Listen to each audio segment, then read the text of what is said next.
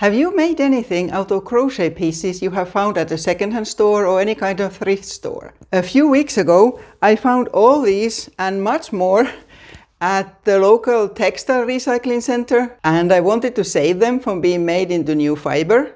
And now what I'm going to do is a curtain to cover this here balcony door from the ceiling right down to the floor. And I'm going to use only these doilies that I found. On this video you can see all about how I found these. I'm going to create a sort of crazy quilt style curtain in that I'm mixing the shapes and shades as much as possible. I'm sewing them together by hand using this strong cotton thread. I will show just a little bit of how I work on it so you get the idea. With several of these there are things that I have to take into account or fix or cover, like this here one. It has clearly been torn off something, probably sewn onto cloth or something, so it's broken. So things like that I will be covering with another piece like this. Some pieces are small, flimsy, sort of light, so I think I will probably use this as appliques on top of others. And there's also a considerable difference in the yarn weight between some of these. So in joining I need to see that one piece doesn't stretch another one. I'm starting to build it in the bottom right corner of the curtain. And this here will be a big part of the side of the curtain, in such a way that the scallops are actually on the outside of it. And at first I'll add this here. Every time when you join two, you just have to decide how you want to do it, because there are two ways here. Do I want to overlap it, like until there, or a little bit less, or not overlap at all? And in this case, I'm deciding not to overlap. Instead, I'll just sew them together here, here, here, at these scallops here. While working on this, you may well need to change your needles and things, because sometimes some of these have been washed endless amounts of time, so they can be very hard to get yarn through.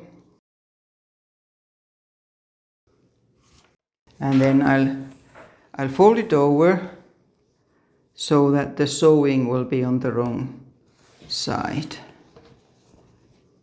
Most of these have been done from one side only, so they have a clear right side. So make sure you always check that the right side is on the right side. But I'm sewing from the wrong side.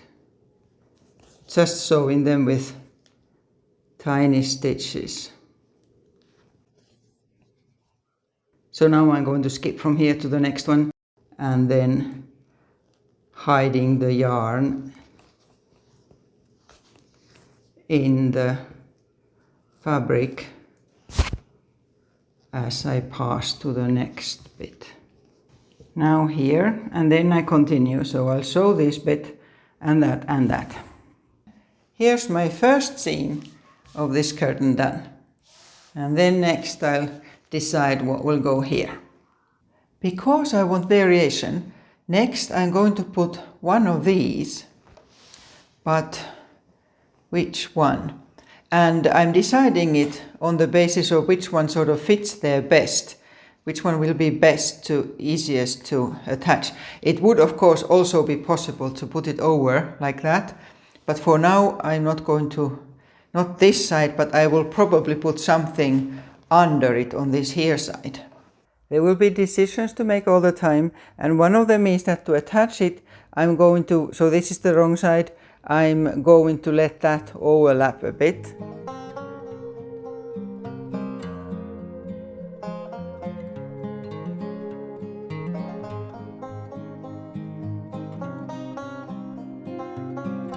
This is the bottom of the curtain, and I will decide later if I will actually add this here or not.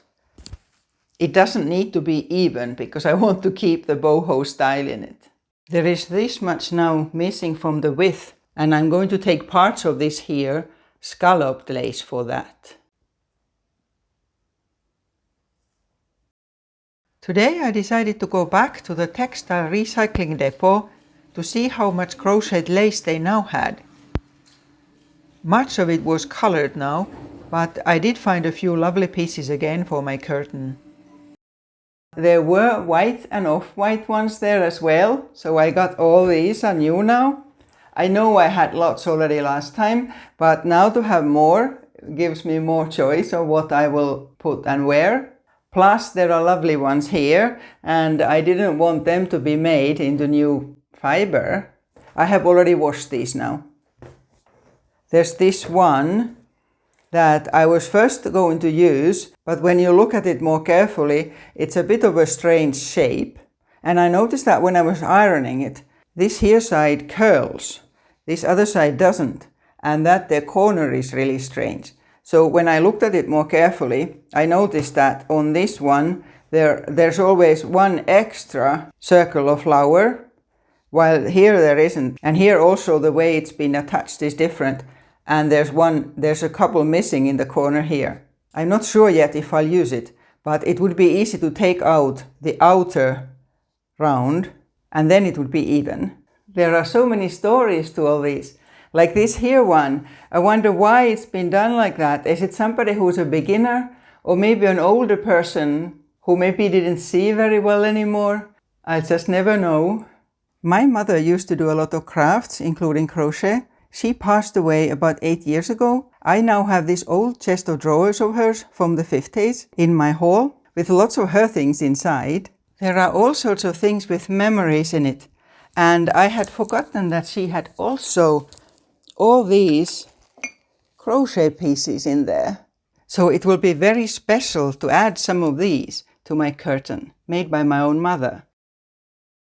Remember that if you are using something that's new and something that's been washed many times in the same project, it's important to wet the new ones in hot water as well, especially if they are cotton, because it's going to shrink. So when you wash the project later, you don't want these ones to be shrinking then and pulling the rest in.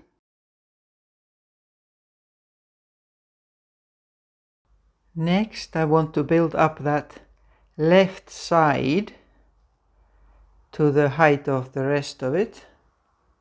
That piece that I mentioned that I was wondering why it was different from one side and the other is now here after I removed the outer round.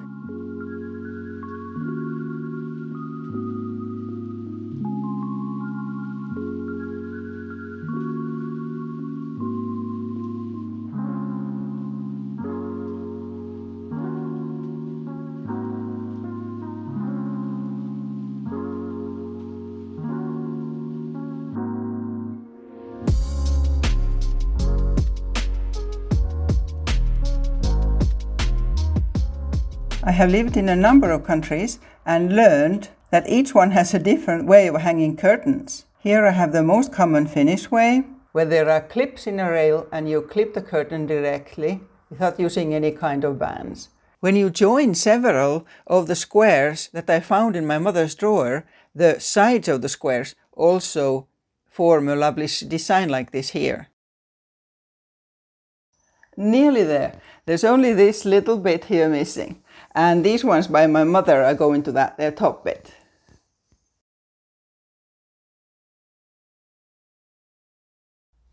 I finally got it finished. So pleased. It's so big. And it's a big job also to iron it.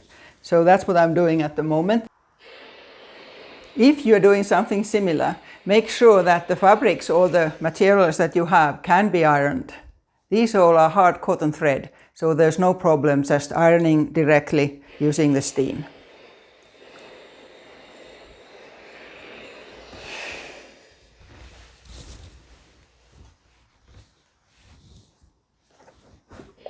I want to weigh this before I hang it up. Let's see. There. Almost exactly 2 kilos. And it's halfway between 4 and 5 pounds, whatever that is. 2 kilos. I hope my rail is okay. I'm so glad it's finally finished.